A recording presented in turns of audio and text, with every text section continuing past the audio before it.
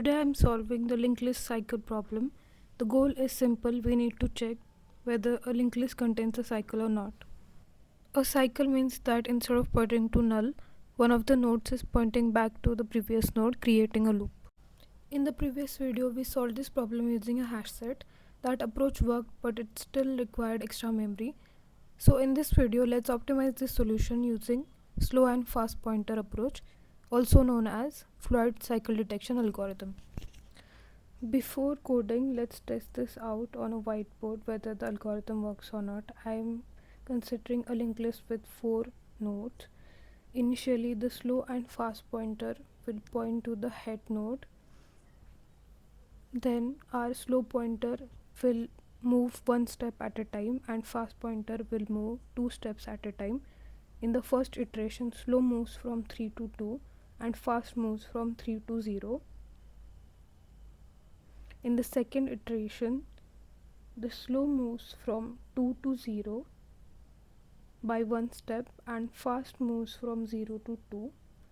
So it is moving 2 steps at a time. So it will skip -4 and move to 2. Now in the third iteration, slow moves from 0 to -4 and fast will also move from 2 to -4 because it is moving 2 steps at a time. So at this point, both slow and fast pointers are pointing to the same node, which means a cycle has been detected. This is our Floyd cycle detection. The time complexity is O of n since we only trace all the nodes of the linked list, and space complexity is O of 1. We do not use any extra data structure, only 2 pointers.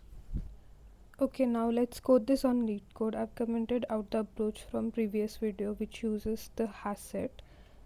Now let's code the Floyd cycle detection algorithm for linked list. Initially, both slow and fast pointer will point to head node. Then our while loop starts. So while fast and fast dot next.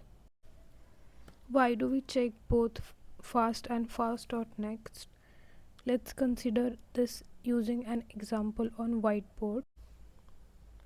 Over here I have used an example of 5 nodes in a linked list which does not have any cycle.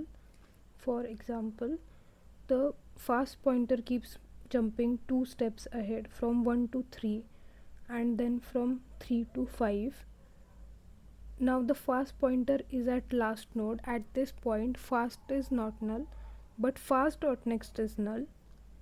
So if we directly try to access fast dot next, we'll get a null pointer exception. That's why we always check both the conditions before moving the fast pointer ahead.